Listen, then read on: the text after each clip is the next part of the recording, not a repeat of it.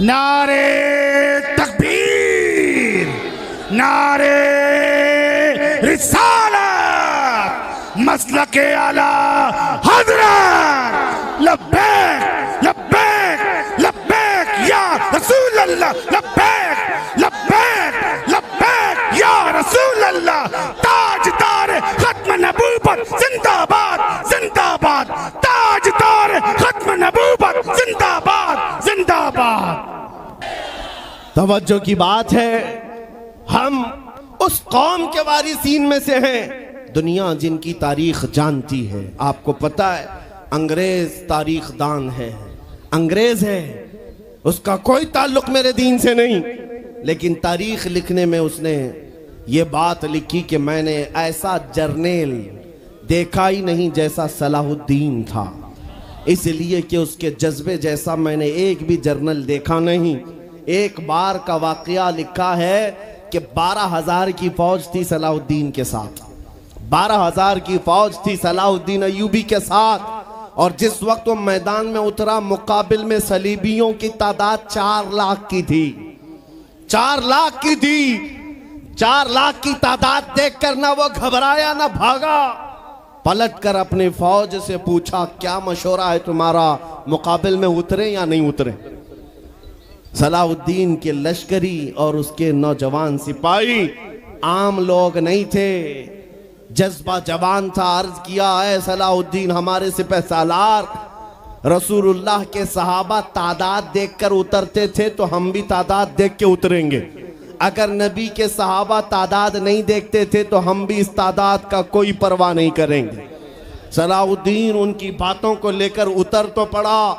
तारीख लिखने वाला अंग्रेज आदमी है, कहता है मुकाबला कर लेना और बात होती है, लेकिन 4 लाख को तितर बितर करके रख देना तारीख की अलग बात होती है। सलाहुद्दीन के इस कारनामे के बाद वो अंग्रेज तारीखदान कहता है हमारे इलाकों में हाल ये हो गया था, हमारे यहाँ की माएँ अपने बच्चों को थपकियां देकर सुलाती थी और ये कहती थी कि बेटा सो जा नहीं तो सलाहुद्दीन आ जाए। सुभान अल्लाह, सुभान अल्लाह। ये मैं इसलिए बातें अर्ज कर रहा हूँ कि सलाहुद्दीन अय्यूबी की ताकत वो उनकी अपनी बॉडी की ताकत नहीं थी, वो ना ही किसी जगह से वर्जिश करके हासिल की हुई ताकत थी।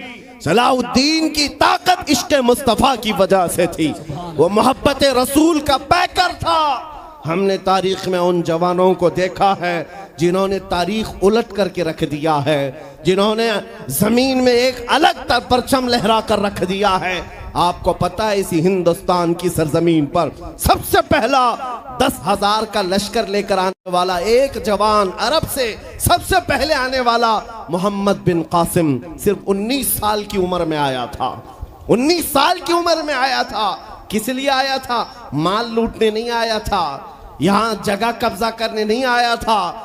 जैसे आज तारीख तोड़ मरोड़ करके बताई जा रही है, जितने बादशाह आए सब आक्रमण किए, सारे लोग यहाँ लूटपाट करने आए थे, ये तारीख तोड़ मरोड़ कर बयान की जाती है। मेरे अजीजों इस पर फिर कभी गुफ्तगू करेंगे, लेकिन मोहम्मद बिन कासिम क्यों आया था? इलाहाबाद के एक पंडित है, उन्होंने खुद लिखा है, मैं अपनी बात नहीं पंडित जी की बात कह रहा हूँ। उस वक्त हालात ऐसे हो गए थे कि चंद औरतें, मुसलमान औरतें जो श्रीलंका की सरजमीन से हज के लिए जा रही थी, उस वक्त राजा दाबिर सिंह उसके कुछ गुंडों ने इन औरतों को पकड़ लिया, उनकी इज्जत लूटी, उनका माल लूटा, उनको कैदी बनाया। उन औरतों ने उस वक्त पुकार कर कहा था कि कोई है जो हमारी इज्जत बचाएगा। कोई तिजारत करने वाला बाहर से आया हुआ ताजिर बात सुन करके अरब गया, अरब में जाकर गवर्नर जो था उसके सामने वाकया बयान कर रहा था। 19 साल का जवान मोहम्मद बिन कासिम वहां से गुजर रहा था, उसने इतना वाकया सुना कि हिंद की सरजमीन पर कुछ हमारी बहनों की इज्जत लूटी जा रही है। वहीं खड़े होकर उसने कहा लब्बैक या उख्ती, ऐ मेरी बहन मैं तेरी इज्जत की हिफाजत के लिए आ रहा हूं। वहां से पुकारा अपने चचा जो गवर्नर था उस वक्त, उससे 10,000 का लश्कर लेकर के सबसे पहले यहाँ आने वाला मोहम्मद बिन कासिम किस लिए आया था? माल लूटने के लिए नहीं, औरतों की इज्जत बचाने के लिए आया था। हिंदुस्तान की सरजमीन पर कदम रखा, और उसके बाद सामने मुकाबिल में फौरन जंग के लिए नहीं आया, कहा कि जिन औरतों को कैदी बनाया वो छोड़ दो, जो हज के लिए जा रही थी उन्हें आजाद कर दो, और दूसरी बात जिन्होंने गुंडागर्दी की है उन्हें पकड़ो और जेल में डालो। राजा को घमंड था, उसने इनकार किया तो मोहम्मद बिन कासिम ने कहा चलो आओ मोहम्मद अरबी के शेरों से मुकाबला हो जाए। 3 दिन का मुकाबला हुआ था, न राजा बचा न बाजा बचा, सारे हजारे इधर से उधर हो गए और मोहम्मद बिन कासिम का परचम लहराया। मेरे अजीजों, औरतों की इज्जत का मुहाफिज 19 साल का जवान था जिसने आते ही औरतों की इज्जत भी बचाई और मेरे दीन का परचम भी लहराया। मैं आज पूछता हूं हमारी उम्रें कितनी हो गई? कई जवान 25 साल 30 साल क्रॉस कर चुके। आज बहुत सारी औरतों की इज्जतें जब लूटी जाती हैं, तुम तो मोबाइल में देख देख करके शेयर कर देते हो, वीडियो इधर से उधर फैला देते हो और उसके बाद समझते हो हम बहुत बड़ा काम कर रहे हैं। हर कोई यही कहता है सबको शेयर करो, सबको शेयर करो, काय के लिए शेयर करो? मेरे अजीजों, ये कौन सी जंग लड़ रहे हो? व्हाट्सएप मोबाइल की जंग लड़ रहे हो? तुम्हारे अंदर अगर गैरत बाकी है तो मेरे अजीजों, किसी की इज्जत लुटते हुए देखकर तुम तमाशा नहीं कर सकते। ईमान बेदार करो, ईमान बेदार करो। ये आज हालात क्यों आए? इमाम गजाली की एक बात मैं सुनाता हूं। बहुत सालों पहले उस इमाम ने कहा था, 1000 साल पहले तकरीबन, उस इमाम ने कहा था जब इस उम्मत के सामने उनके रसूल की तौहीन हो रही हो और उम्मत खामोश बैठी रहे तो चंद दिन इंतजार करें, इनकी माँ और बहनों को बाजार में लाकर नीलाम किया जाएगा, इनकी माँ और बहनों की इज्जत लूटी जाएगी और ये कुछ ना कर सकेंगे, इनके बच्चों को मारा जाएगा और ये कुछ ना कर सकेंगे। मैं आज महसूस कर रहा हूँ हुजूर की गुस्ताखी पर और तौहीन पर खामोश रहने का नतीजा ये है कि अब हमारे घर भी सलामत नहीं रहेंगे। लोग आज चीख रहे हैं, मस्जिदें वीरान हो गई, मस्जिदें टूट रही हैं, खानकाहें टूट रही हैं, न जाने कितने मज़ारात बिल्डोजर से ख़त्म किए जा रहे हैं। ये तमाम बातें अपनी जगह पर। मैं आपसे पूछता हूँ, जाने ईमान रसूलुल्लाह की इज्जत बाकी नहीं रही तो फिर कुछ भी बाकी नहीं रहा। वो जो न हो तो कुछ न हो, वो जो न थे तो कुछ न था। जान है वो जहान की और जान है तो जहान है। आपसे मैं यही कहना चाहता हूं, सीरियस हो जाओ, हसास हो जाओ। हंसी मजाक गलछड़े ये लतीफे लोगों के दरमियान अय्याशियां खत्म कर डालो। आज हर एक के घर से धुआं उठ रहा है और लोग अभी खुशियां और तमाशा देखने में मसरूफ हैं। आज पूरी दुनिया में जो तमाशा है आप नहीं अंदाजा कर सकते। फिलिस्तीन के बच्चों के साथ खून की होली खेली जाती है। हमने इराक में देखा है चंद साल पहले जहां मैदान में खेला करते थे लोग, आज वो मैदान कब्रों से भर चुका है, कब्रों से भर चुका है। इतनी मौतें होती हैं कि जनाजा उठाने के लिए लोग नहीं होते, जनाजा उठाने के लिए लोग नहीं होते। ये तमाम हालात क्यों पैदा हुए? मुल्क शाम के हालात इतने सख्त तरीन हो गए हैं कि तकरीबन 50 लाख के करीब बेघर हो चुके लोग, जिनका घर नहीं, सब टूट चुका। ये हालात देखकर मैं आपसे कहता हूं, बेदार हो जाओ और अमल की तरफ आ जाओ। क्या अब भी तुम्हें अजानें नहीं उठाती? नमाजों के लिए दौड़ते नहीं? अल्लाह का कहर जब आता है, पकड़ आती है, तो फिर कोई तुम्हें नहीं बचा सकता, कोई नहीं बचा सकता। मैं वार्निंग भी दे रहा हूं और आपको बता भी रहा हूं कि नबी करीम सल्लल्लाहु ताला अलैहि वसल्लम का दरवाजा अभी खुला हुआ है, खुला हुआ है। और वो ऐसा नबी है, ऐसा नबी है जिसके दरबार से वाबस्ता होने में कभी आपको शर्म नहीं आएगी इंशाअल्लाह, और कभी आप अपने आप को बेआबरू नहीं समझेंगे, कभी नहीं। मैं अपनी प्रैक्टिकल लाइफ बता रहा हूं।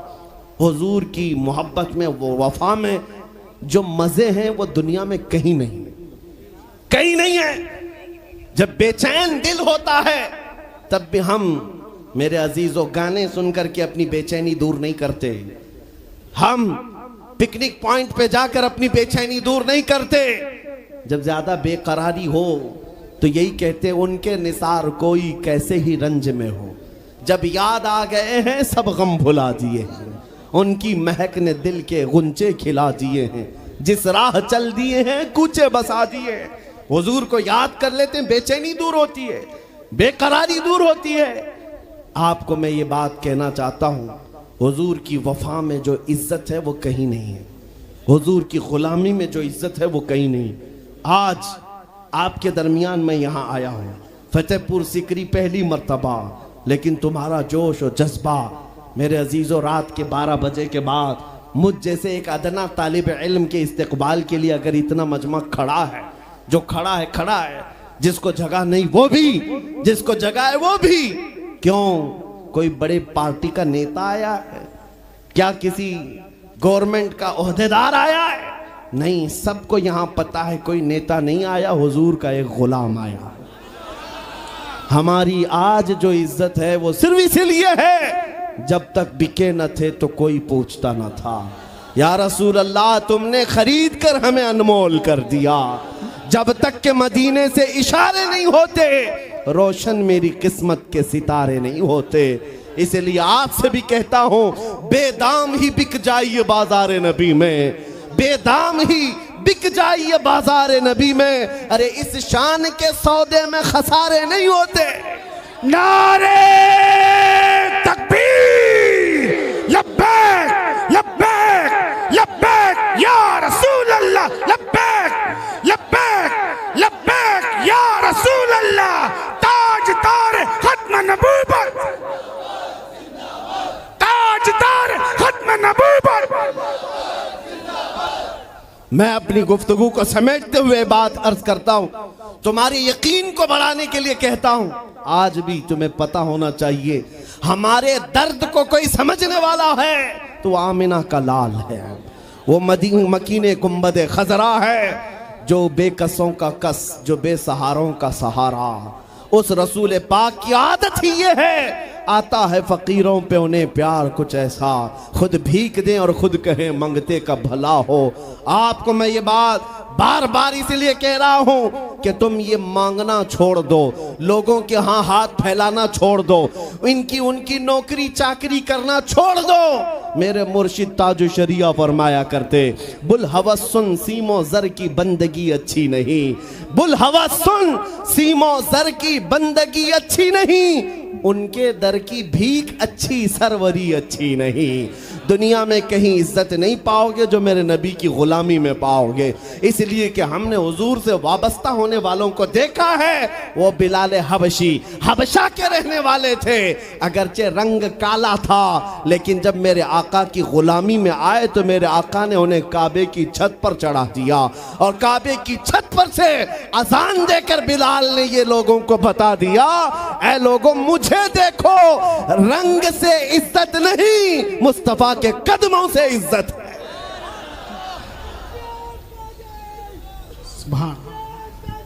अजीजा ने ग्राम वक़ार, तवज्जो चाहता हूं, हुजूर की गुलामी में जो इज्जत है वो हमने देखी है।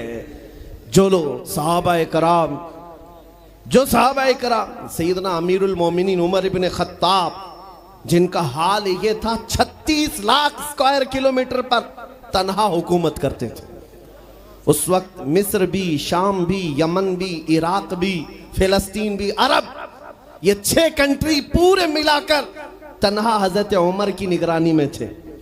और ऐसी निगरानी नहीं कि यहां बैठ करके बड़ी बड़ी मीटिंगें कर रहे हों और गरीब खस्ता हाल सो रहे हों। उस खलीफा इस्लाम का हाल ये था, वो मदीने में बैठकर खिलाफत कर रहा था, और बड़ी दूर एक औरत अपनी बेटी से कह रही है कि आज थोड़ा दूध में पानी मिला ले। बेटी कहती नहीं, खलीफा उमर बिन खत्ताब की खिलाफत है, उमर इब्न खत्ताब की खिलाफत है। घरों में तक उमर इब्न खत्ताब की निगरानी थी। ये कौन? उमर इब्न खत्ताब रज़ियल्लाहु ताला अन्हु, जिन्होंने लोगों का खून चूस करके हुकूमत की कुर्सी नहीं बिठाई।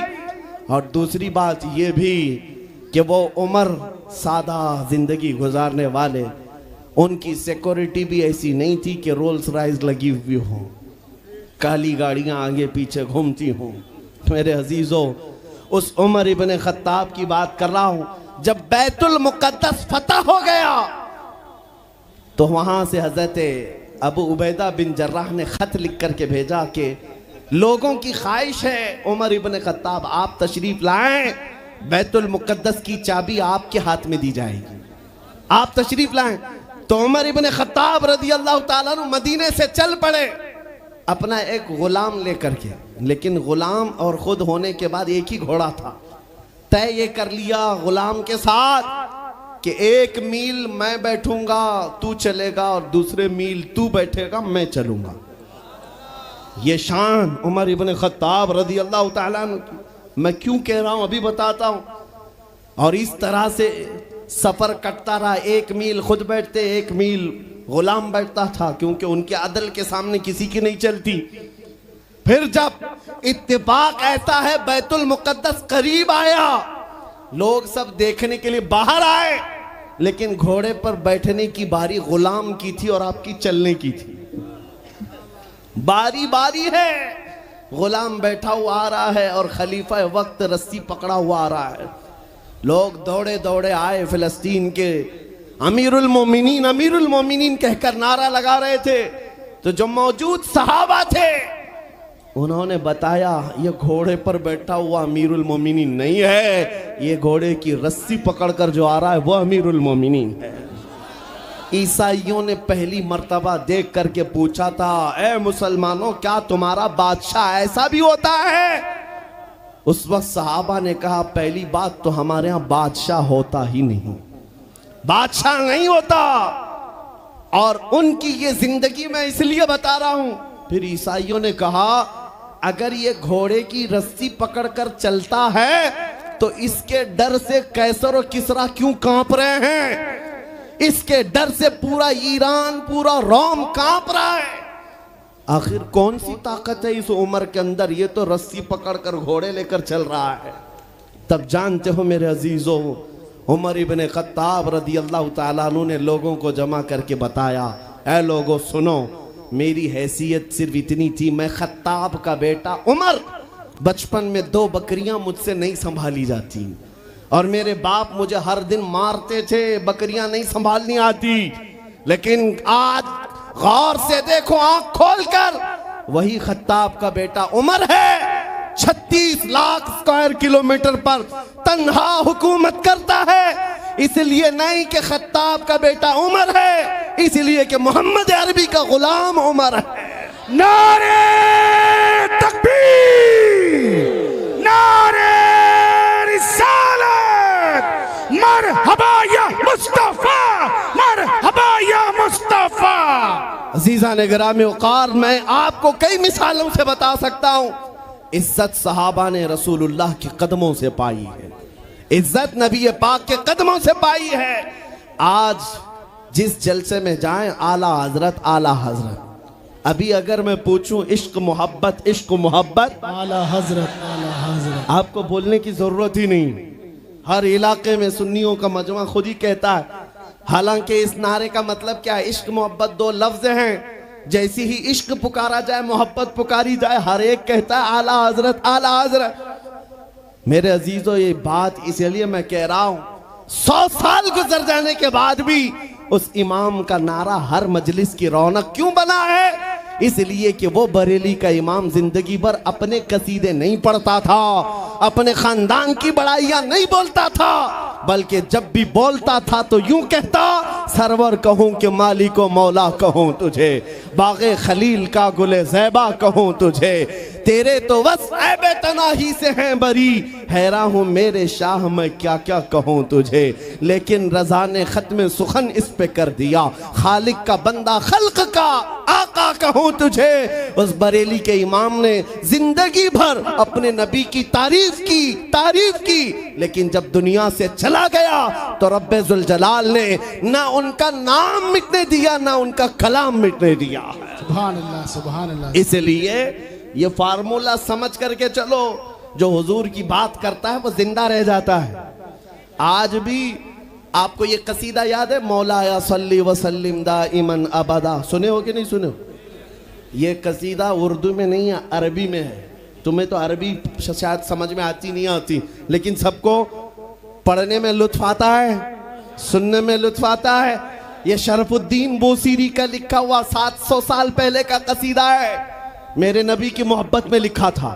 जब फालिज की बीमारी हो गई थी, लकवा, पैरालाइज हो गया था और इलाज करा करा कर थक गए, आखिर में एक दिन कमरे में बैठकर यही कसीदा लिखने लग गए। अमिन तदक्कुरी जीरानिम बिदी सलमी मज़ज्त दमअन जरामिम मुक़लतिम बिदमी अम हब्बतिर रिअ मिन तिलक़ाइ काज़िमतिन व औमदल बर्क़ु फ़िज़्ज़लमाइ मिन इज़मी फ़मा लिअयनैका इन क़ुल्त तख़फ़ुफ़ा हमता व मा लिक़ल्बिका इन क़ुल्त तस्तफ़िक़ यहिमी मुहम्मदुन सय्यिदुल कौनैनि वस्सक़लैनि वल फ़रीक़ैनि मिन अरबिन व मिन अजमी हुवल हबीबुल्लज़ी तुरजा शफ़ाअतुहु लिकुल्लि हौल मिनल अहवाल मुक़तहिमी दआ इलल्लाहि फल मुस्तमसिकून बिही मुस्तमसिकून बिहब्लिन गैरि मुनफ़सिमी या अकरमल खल्क़ि माली मन अलूज़ु बिही सिवाका इंद हुलूलिल हादिसिल अममी या रब्बी बिल मुस्तफ़ा बल्लिग़ मक़ासिदना वग़फ़िर लना मा मज़ा या वासिअल करमी।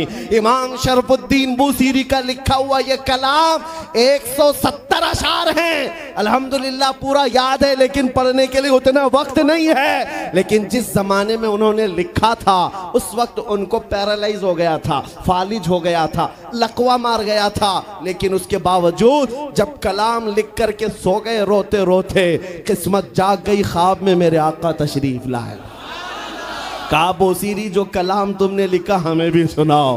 जानते हो उन्होंने जब कसीदा लिखा था पूरा तो लिख दिया था, लेकिन शुरू का जो शेर है मौला यसल्ली वसल्लिम दाइमन अबदा, ये आधा ही बना था, दूसरा बन ही नहीं पाया था। जब ख्वाब में हुजूर ने पूछा बोसीरी सुनाओ, तो सुनाने लगे या रसूल अल्लाह अबी व उम्मी फिदा मौला यसल्ली वसल्लिम दाइमन अबदा।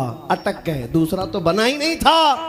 हुजूर ने फरमाया इसका दूसरा शेर मेरी जानिब से अला हबीबी का खैरिल खल्क़ि कुल्ली। हुजूर पाक ने इरशाद फरमाया और उसके बाद अपनी चादर उठाकर इमाम बोसीरी को पहनाया। कहाँ? ख्वाब में। ख्वाब में हुजूर अकरम सल्लल्लाहु ताला अलैहि वसल्लम की वफात के 700 साल बाद के हैं। इमाम शरफुद्दीन बोसीरी हुजूर की इंतकाल के 700 साल बाद के तकरीबन ख्वाब में चादर भी दी और अपना नरम और मुलायम हाथ मेरे आका ने शरफुद्दीन बोसीरी के जिस्म पर फेरा और मुस्कुरा करके चले गए। तुम क्या मुस्कुराए कि गुल खिल गए। और मेरे अजीजों, मेरे आका तो घर पर आए भी और चले भी गए। शरफुद्दीन बोसीरी कहते मेरी आंख खुली तो भीनी भीनी खुशबुओं से घर महक रहा था। मैंने सोचा ख्वाब की बात ख्वाब है, लेकिन देखा तो रात में हुजूर ने जो चादर दी थी वो गोद में पड़ी हुई थी, गोद में रखी हुई थी। उठाया और चूमा। सोचा मैं तो फालिज वाला हूं, हाथ पैर तो उठते नहीं, लेकिन जब हाथ उठाया, पैर उठाया, देखा पूरा सही सलामत है। मेरे आका सल्लल्लाहु अलैहि वसल्लम ने उन्हें नवाजा। मैं ये वाकया बयान करना मकसूद नहीं था, लेकिन दरमियान में बात आई, इसलिए कह रहा हूं कि उस शरफुद्दीन बोसीरी का कसीदा घर घर पूरी दुनिया में बच्चों को याद है। छोटा ही सही, एक शेर ही सही, क्यों 700 साल पहले कहे हुए कसीदे को अल्लाह ने आज भी जिंदा रखा है। सिर्फ हमारी जुबानों पर नहीं, आज जाकर मदीने तैयबा में देखो, हुजूर पाक की जालियों में अंदर जाने वाला जो दरवाजा है, उस दरवाजे की कड़ी पर भी ये शेर लिखा हुआ। मेरे आका ने इस कसीदे को ऐसा कबूल किया है, हुजूर की तारीफ करने वाला मरता नहीं है, हुजूर की तारीफ करने वाला उसका नाम फना होता नहीं है, जिंदा है, आज भी जिंदा है। मैं फिर कहता हूँ तुम कहाँ घबराए हुए हो उन गुफे में बैठे हुए पाखंडी कुत्तों से, उन लोमड़ियों से जो अंदर बैठ करके तो मेरे नबी की शान में भौंक सकते हैं। 4 बच्चों के सामने आकर बात तो करके दिखाओ। इनकी हालत तो ये है, हुजूर की शान में भौंकने के बाद जिंदगी अजीरन हो गई, बेचैन हो गई। बगैर सिक्योरिटी गार्ड के बाहर निकलना दुभर हो जाता है, नहीं आ पाते। रात की नींद भी खराब, दिन का चैन भी गया। अरे इनके गुफे में अगर हमारा 8 साल का बच्चा भी चला गया पानी पीने के लिए, एटम बम लगने लगता। वो कहते आतंकवादी आ गया था। 8 साल का बच्चा, क्यों? ये डर क्यों सवार है? हुजूर की शान में जब तौहीन करोगे, डर डर करके ही मरोगे। और हुजूर की जो तारीफ करता है वो पूरी दुनिया में चहकते महकते हमेशा लोगों के दिलों में जिंदा रह जाता है। आज इस हिंदुस्तान की सरजमीन पर छोटा सा कस्बा है, लेकिन हर जवान पुकार रहा है लब्बैक या रसूल अल्लाह। पुकारते हो कि नहीं पुकारते हो? किसी को लब्बैक कहने में डर लगता है? डर है किसी को? हाँ, बात ये सुनो, ये अल्लामा खादिम हुसैन रज़वी रहमतुल्लाह अलैह का पुकारा हुआ नारा था और ऐसा जिंदा हो गया, ऐसा जिंदा